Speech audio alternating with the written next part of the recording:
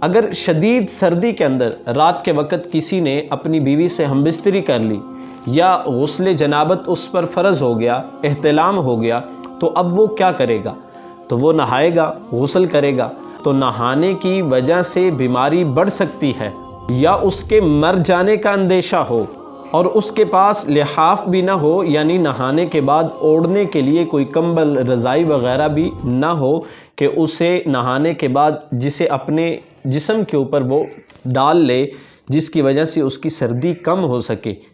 تو مجبوری کے اندر تیمم ادا کرنا جو ہے یہ درست ہوتا ہے۔ اور اگر گرم پانی دستیاب ہے اور نہانا نقصان دہ بھی نہیں ہے تو پھر گرم پانی کے ساتھ نہانا جو ہے یہ واجب ہے۔